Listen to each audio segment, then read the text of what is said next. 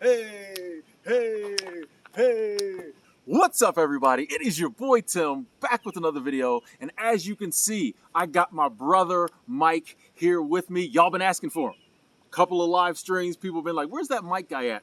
He was on the channel a couple years ago. We talked about seasonal work, him moving to Montana, things like that. That video did very well. And since then, I've started talking a lot more about sobriety, sharing my story. But a lot of people have told me, hey, you talk about drinking, alcohol, things like that. You have any advice for people who might be, hooked on drugs, things of that nature? I personally don't. But I know my boy Mike has struggled with things like that in the past. So I reached out to him and said, hey, you mind coming on the channel, doing an interview, and just sharing your story for the people? He graciously said he would. So here he is. Mike, thank you so much for coming through, man. How you been doing? Tim, thanks for having me. Hey, Yes, sir. So, and share whatever you're comfortable sharing. But could you tell the people kind of, what substances maybe you did in the past, what your struggles were, things like that? All right. Yeah, so way back when, it's probably, let's see, I've been in Montana for 8 years now.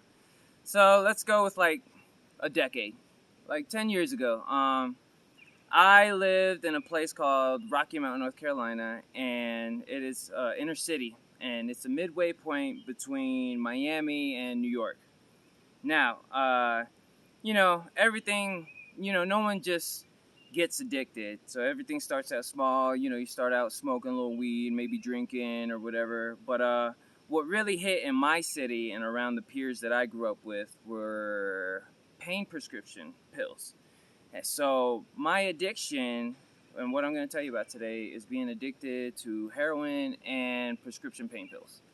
Now, it started off just doing a little bit at a time and stuff like that. But obviously addiction grows. And I started going to these pill mills in Florida.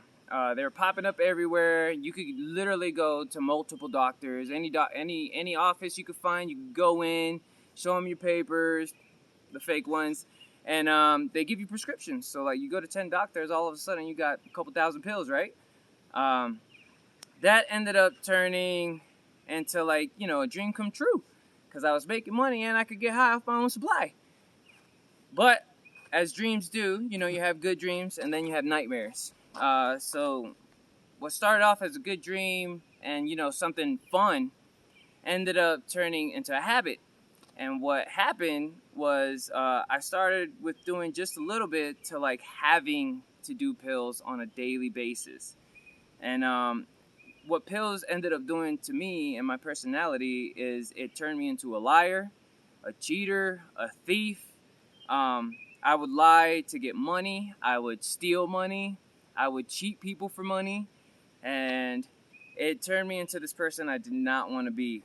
So on top of the prescription pills, they started these new laws, right? Which made it so you couldn't get your prescription filled. So a lot of us ended up turning to heroin because it was cheaper. And you could get more for your dollar. So it started off as orally taking pills or snorting them, then turned into me using needles. And yes, I did start shooting up. It got to a point where when I would wake up, the first thing I would think about was the high. And then after a certain point, it went from thinking like, where am I going to get to my next high, into how am I going to feel normal again? Because as some of you know, these things get a grip on you. They make you sick. They give you cold sweats. So you become very, very, very dependent on it. I went from doing 10, 15 pills a day to like a whole bundle of heroin a day, like a whole gram. Like it's a lot to do, and it takes a hold of you. Like you want to do it every second of the day, and then once you're hooked to it, you do it just to feel normal. And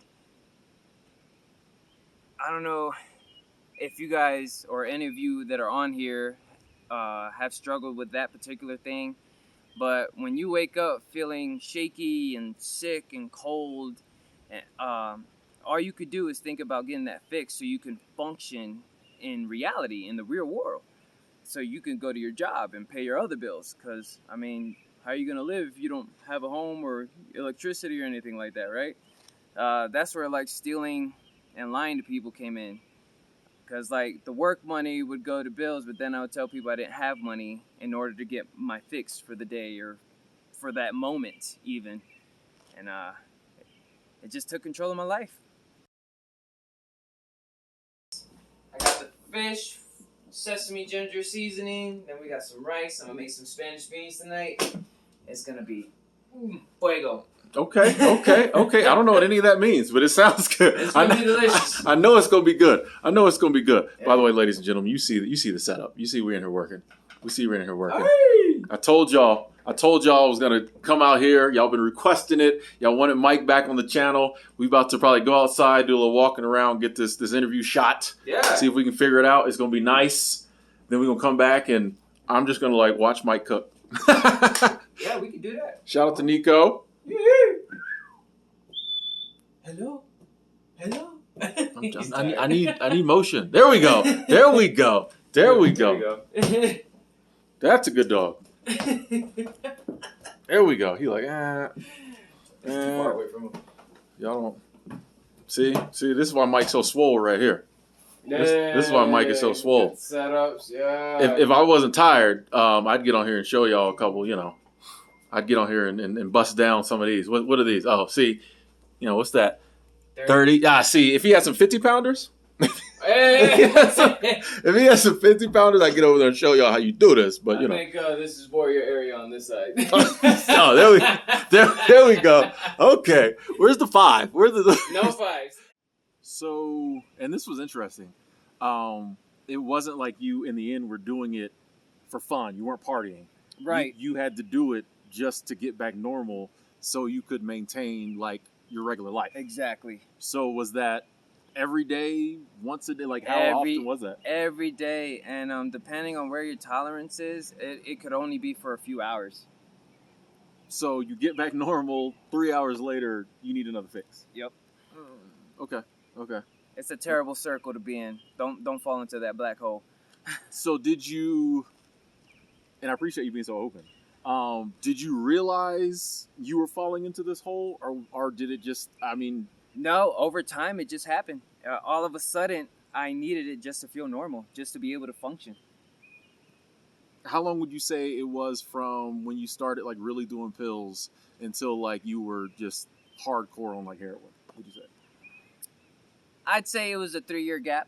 About 3 years. Yeah. Okay. Which is that's quick. It's very quick. Yeah, the change was very sudden. Quick. And I asked that question for people out there who might just be dabbling with pills, starting to get a little harder into pills, so they can see like it's not like you were for 20 year span, 3 years, you went from just light to heavy. Yeah, like to heavy. Okay, went from lightweight to heavyweight real quick. So all right, so we got you, lying, stealing, doing all this crazy stuff, barely maintaining, banging heroin, just to get through the day. What changed? I started to realize that the person I was becoming wasn't me. Mm-hmm. And where I lived at, I didn't see a way out. I mean, the peers I was around, my friends, everybody was doing it. Everybody. So even if I wanted to quit, I really couldn't, because everywhere I turned, someone was doing something. And as most people know with addiction, as soon as you see someone doing it, you get that urge immediately to do it, or to just be on the same level as your friends or your peers, the people around you. Okay, so was there like a aha moment, or you just kind of slowly over time were just like this isn't me? I had a aha moment. The way life was, I wasn't where I wanted to be in life. Okay. I knew I was meant for more than just addiction. But the thing about that addiction is like you have to want to change. You have to want to change, because otherwise you're going to be going in the same circle. You're never going to make a turn. You're never going to go on a different path, because you're with the same people doing the same shit every single day. And on that note, like, people don't want to see you succeed. So like, people always try to find a way to get you back down to their level. When they see you trying to change, yeah. So that's where my aha moment came in. I didn't want to be a liar and a thief and a junkie anymore, because my days literally consisted of doing this drug.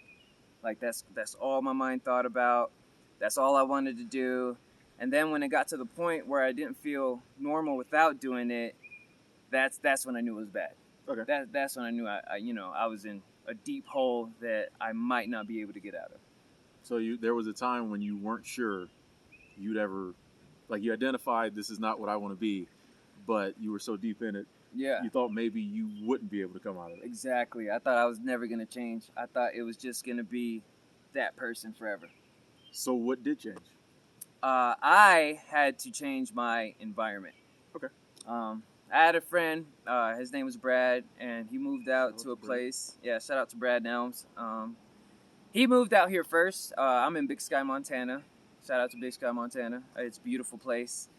My personal thing is, like, I don't think you can grow unless you leave where you're from. Thank you. I don't think as a person you could grow, because, like, you're used to the same people and the same situations. Like, once you leave, you get to really see how you are. Like, if you leave and you have nobody but yourself to depend on, then you really get to see, like, what you're made of and how you're going to grow or how you're going to change. My personal thing is, if you don't get out of the environment that you're in, you're just going to keep falling back into the same circle or into the same things. Also, the friends you're with.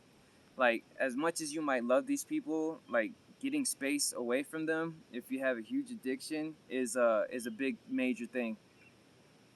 Is that a fox? Yeah, it came out of nowhere. It Is caught that my a attention too. There's literally a fox running by. Wow. I saw you looking. I was like, Yeah. Oh, okay. I'm glad it was a fox and not that Now, mountain see, lion. Yeah. Okay. All right. Yeah. We're in the mountains, people. I don't know, like, if you can totally see behind us, but we're like in the mountains, in the woods. So yeah, fox just went past. Wildlife. You You can see moose out here, deer, elk, bears, mountain lions. There's some of everything out here, and trust me, they can surprise you. The funny thing is that fox was not at all bothered by us. You're right. He was just like, oh, video, YouTube. He was not even worried about us. Anyway, where were we? Oh, changing your environment, getting, and that's one that, like, I want to touch on that a little, because a lot of people ask about that, and they'll say, like, these are my friends. Exactly. How do I disengage from them and move on without, like, it hurting and feeling guilty? So, like, how was that for you? It's difficult. I mean, it's difficult to leave everything. I didn't just leave friends behind. I mean, family too. I'm the only one that's out here. I'm 4,000 miles away from my closest family member. So it's a tough decision to make. You got to think about the pros and the cons. The reason I did decide to come out here was because I knew I needed to change. I knew I was just going to keep falling deeper and deeper into situations, and I knew you're playing with your life. You never know what kind of batch you're going to get. So, like, it was either I was going to fall into jail or overdosing. So I had to make a change in order to not be a part of that predicament. Gotcha. So Brad came out here. Was it like an immediate thing? Or no. Because, I mean, like you said, moving 4,000 miles away or whatever, that's got to be, for a lot of people, they're just like, ah. So, like, yeah, was it immediate? Did it take you a while? It's not immediate. It took me 2 years to actually decide to come out here. The thing he said to me that got me to change and come out here, change my mind and come out here, was he was like, look, you can come out here, try it out. If you don't like it, you can always go back home to where you were. And I was like, you know what? You're right. I'll try it for a season. If I don't like it, I'll just go home. And I ended up loving it out here. It's been, what, 8 years? 8 years. 8 years later. Oh, y'all ain't eating like this. Oh, appreciate that, Mike. Yes, sir. Appreciate the dinner. Oh, we about to get to it. About to dig in. So how were, like, when you came out here, started, quitting the substances, like, what was that like? Like, was that the withdrawal? I'm sure there was withdrawals and all that type of stuff. Like, what was that like? It was hard. The first month was absolutely torture for me. Quitting cold turkey. I didn't really have anything to fall back on or rely on because, you're in a new environment. You don't know any of the same people from back home. Yeah. So everything's different. And plus, I wanted the change. I wanted to give it up and stop living in that circle. So first month was hard. The shakes, the cold, hot feeling, the getting sick, the diarrhea, the throwing up, all that. But after I came out of that and had clarity, it was a lot easier to fight off that urge to want to do something. Because I still, 8 years later, still struggle with the thought of doing it. Really? 8 years later, every day I still have to put those thoughts to the side. I mean, that when you're in stuff like that, it never goes away. It never fully goes away. Like I'll have my good days, and I'll get through it. But like sometimes I do wake up and I do think about it because I spent so long doing it. It just became a natural thing to think about. So now, when I have like off days or bad days, or I'm not feeling it, I'm not myself, I do fall back into like that frame of mind, like, oh, maybe I could just do a little bit, feel better, and then be done with it. But that's never how it works. Yeah, you can't just do a little bit and think it's gonna be over. Yeah, that's never how it works. So what do you tell yourself in those moments to keep yourself from doing it, from falling back into it? I try to remind myself how hard it was to get off it and the torture that your body goes through while you're trying to the withdrawals, just the torture from the withdrawals. Gotcha. Yeah, it's bad. So that was like a whole month of hell. Of waking up sweating, not even sleeping really. You can't eat. You have no appetite. Your stomach is in knots. You just feel nauseous all day long, and that's also why addiction is hard to quit too, because like you're going through all those things of withdrawing, and you're thinking to yourself, well, I could just do a little bit of this and I'll be fine. I'll be normal again. Yeah. And it's like having the flu and knowing you could just like eat a piece of bread and be fine. Exactly. You know what I mean? Like if there was something you right. So yeah. To make you feel normal, but it's only temporary. Remember, that's only a temporary thing. You could try to like hide your emotions or what you're going through in life with drugs or alcohol, but at the end of the day, once the high goes away, you're still in the same spot that you were before you drank, or before you took a pill, before you shot up, whatever the case is. I mean, your problems didn't go away. They just got masked with the feeling. And a lot of times it's worse because I know for like me, the problems would be worse because I went out and got sloppy drunk and did something stupid. So now I have to worry about the problem I was drinking over, and I got the guilt and the shame and whatever comes with the dumb stuff I did drunk. Right. That weekend or that night or whatever. So yeah, it never, all the years I drank, I never made a problem better. By drinking, you know what I mean? Like same. Same. I never woke up and was like, I don't got to worry about that now. Right. Thank you, Budweiser. Like it always was just like, fuck, now I still got to deal with that. So yeah. So you're literally, when you do it, you're just adding more problems to yourself. You're not taking any away. Yeah. And I don't want you guys to think that I came out here and I quit and I didn't have like relapses or anything, because I have. I've had a couple out here, and when you have relapses, you kind of get down on yourself because now you have to restart. Like that's the biggest downer of having a relapse. Like you go, like say I went a year without doing nothing, and now I have to restart that year. It's an overwhelming feeling that you don't want.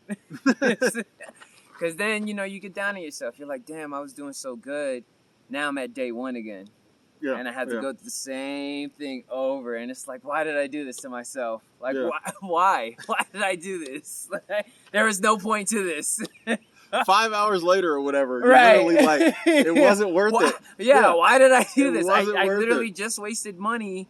Now I don't have that money that I saved. It's Yeah. such a battle, and it is hard to overcome. But you have your will to want to stop has to be greater than your urge to do it.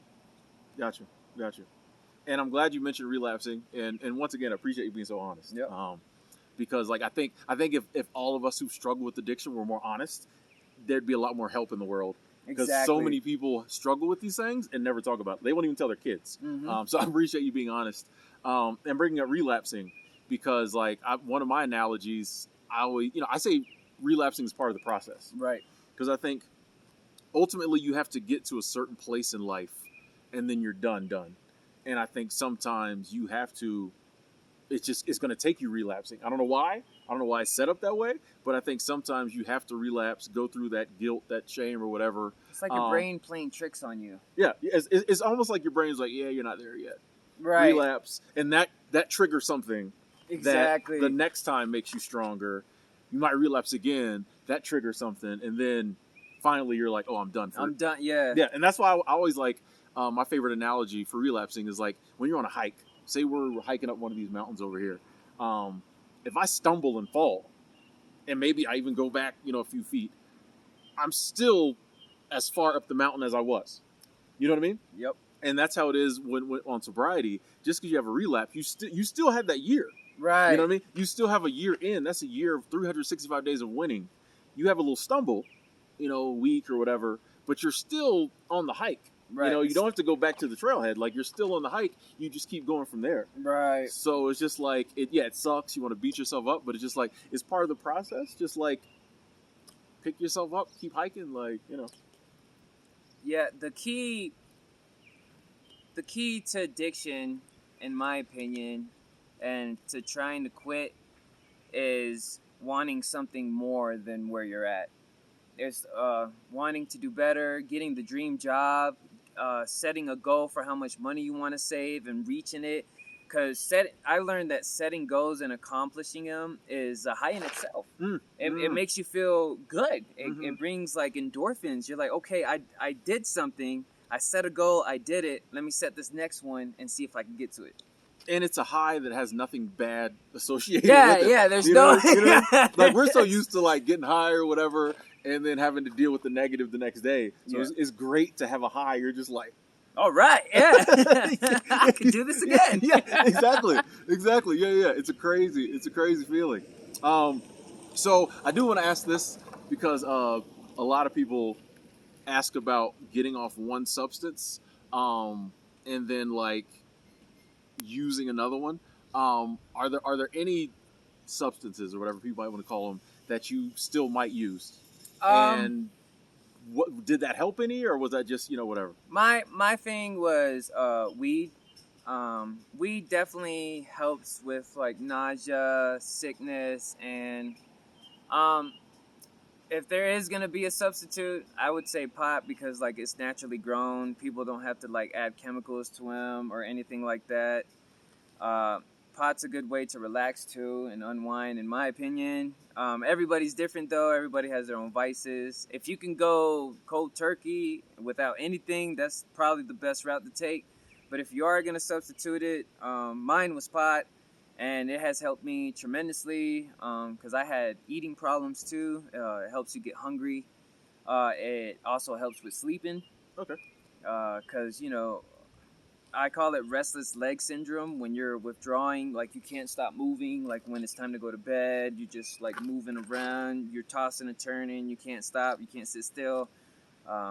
Weed actually helps with that a lot, tremendously. I would say without weed, it would have been a lot harder to quit. Okay. People always ask that, and I wanted someone else's opinion because I always like weigh in on my story, but I definitely wanted someone else's opinion on that. Because it is, and I always say this, addiction's different for everybody. Both of us could be on the same substance, totally different journey. Sobriety is different for everybody. Exactly. The goal is getting off what you're trying to get off, and working your way towards, living your life and being in control. Being your in life. control, that's the main thing. It's like controlling your urges and those thoughts, because like they can consume you. I mean, being consumed with all those thoughts and then like negativity coming into your mind, like being able to control it, kind of step back, take a deep breath, and tell yourself it's not so bad is a big thing. Yeah. So you told us kind of what you were going through in your life back then and how it was. What's your life like now? You know what I mean? Paint the picture for someone, like the change that can come from you being, you know, like you said, lying and stealing. All you thought about was just like heroin and drugs and all that stuff, ruining relationships with family, all that. What's your life like now? What can your life be? So I've been clean, totally clean for about 4 years now. And life is different. I can hold down a job. I'm not as like emotional. Like I don't get like as angry as much as I used to.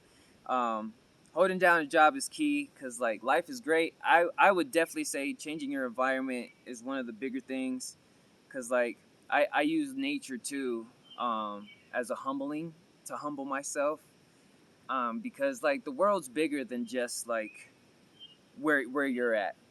There's more to life than just an addiction, and that's something I had to teach myself. It's like there's more to do out there.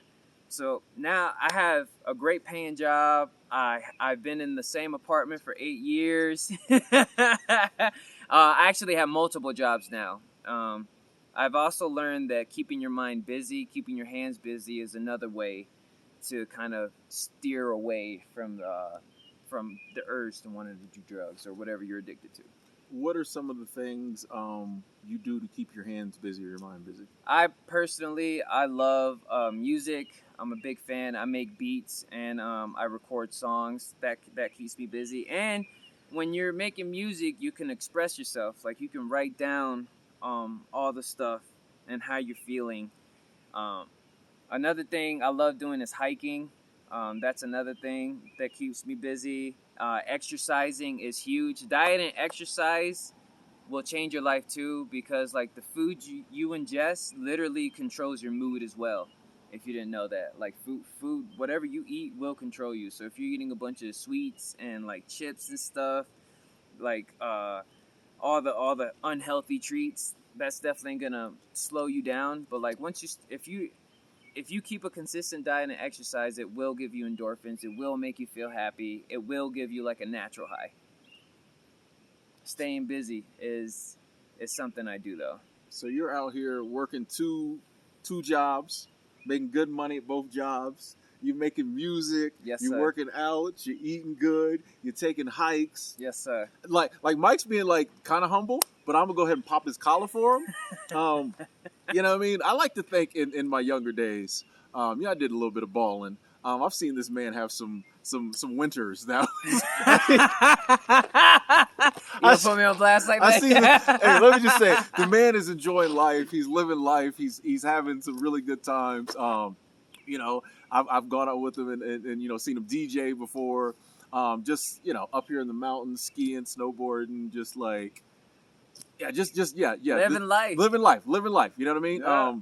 And we talked about this kind of in the other video, but I want to bring it up in this one as well, because if you're thinking about changing your environment and you're like, well, how I ain't got a friend. How am I just gonna move up to Montana? Right. Both of us came out here through like seasonal work. So there's a website called coolworks.com. I'll link it in the description box below. I'm waiting on my sponsorship from them. They basically. It's a listing of these seasonal jobs. Basically, you come out somewhere for like 3 or 4 months. You work one season, usually summer or winter. Like Mike said, if you don't like it after that, you can go home. You can go home. There's no obligation. And they provide, in a lot of cases, housing. Both of us, when we came out, we lived in employee housing. Mm-hmm. So they provide employee housing. A lot of them have meals, and they give you a job. So all you really have to do is like hop on the Greyhound, or like hop on the plane, drive your car, get there. Everything's taken care of, and you'll meet some pretty, cool, awesome people. A lot of them dealing with the same issues you might be dealing with. Mm-hmm. You know what I'm saying? I think one of the reasons that me and Mike kind of meshed, like I think my first day at work, we became friends. Like, he literally invited me over my first day of work, and I think even though we didn't know it at the time. But I think, you know, I was still drinking at the time, but, you know, trying to come up out of that. We didn't know it at the time, but I think just like our energy, like we just kind of subconsciously knew that we were struggling with some of the same stuff. So at these seasonal jobs, everyone I've been to, I've met people who kind of was on the same wavelength as me, struggling with the same thing. So if you need to change your environment, I think that's one of the easiest, best ways to do it. It's a job, you're getting paid, but it gets you away from wherever you're at, those people you might need to leave behind. And it puts you in a place, you know, Beautiful. a beautiful place. And you get to travel and see different things you thought you'd never see. And you touched on this earlier, but like, yeah, when you're in one area, you think the whole world is that area. Exactly. You think everywhere you go is like where you're at, and that is not the case at all. Yeah, you come somewhere else. It doesn't seem like you're like whatever, but I'm telling you, you go somewhere else, and the world just kind of opens up, and you're just like, oh, I mean, you start looking at stuff different. Everything. You know. Yep. You just moving. Yeah. So definitely. It humbles you. It humbles you. It brings like a certain kind of peace to you too, knowing that there's a difference out there, that nothing is what you think it is. Yeah, I think especially when you're in like a bad situation, maybe a rough area, you know what I mean? To realize that the world, oh, there's other places that aren't like this. Right. We're like, okay, you know what I mean? I can be me. And yeah, you'd be surprised at how people change from place to place, and the culture changes, and there's people that are actually willing to help you. Yeah. Like, not everybody will just turn their back on you or just turn the other cheek so they don't have to look. But like, there's people out here that will literally help you, and that they want to help you. They want to see you succeed. Because, you know, if you stay where you're at the whole time, no one wants to see you succeed. Like, especially people you grew up with. They don't want to see you succeed. They want you in the same predicament that they're in. So they're always going to try to throw shade at you or try to get you back to where you were. And that's hard because, like, I go home to visit, you know, friends and family. And, you know, you still have to deal with that. And you have to push through it and, you know, wish them the best. It's the same kind of with some of my friends when I go home. Just like, on one hand, it's very sad. But on the other hand, it just shows me how much I've grown, you know, and it makes me even more grateful because I'm like, that was me. Like I was sitting right there at the table, sloppy drunk with, you know what I mean? Like, exactly. You know, and yeah, so it just makes me super grateful that I did find a way to leave, meet some people that could help me learn to appreciate, you know, nature and everything. So Mike, wrapping it up, any last words for anyone who might be going through the struggle you were going through? Any words of advice for people? Any words of encouragement? Like I said earlier, the biggest thing is you wanting to change. If you don't want it, it's never gonna happen. You can't let someone else want it for you. Your family can't help you quit. Like it has to come from you. Like your spouse can't help you quit. Your kids can't help you quit. Like they can get you into all sorts of interventions or whatever the case is. But it has to come within you. You have to want that change. You have to want to like better yourself. Also, on that note, a change of environment is crucial to you quitting your addiction. Change of environment and unfortunately friends. I know you know there's love out there. I got love for all the homies back home. But at the same time, I had to go away and work on myself in order to be here. Cool. Well, I appreciate it so much, Mike. I know the people watching this really appreciate it. Thank you so much for like being so open, so honest. Thanks for having me. Hey, no problem. and I'm glad you brought the music up because definitely, man, when you drop the first album, mixtape, whatever, mid-June. Mid-June. Fuego Mike. I'm Catch definitely me on Instagram.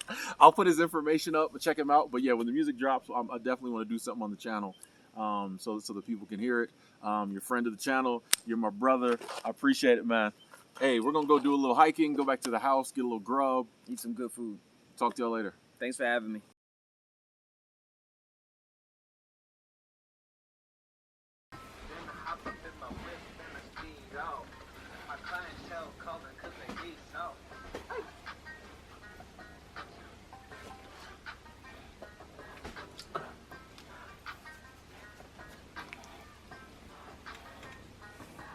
You know what your problem is? You don't realize your full potential.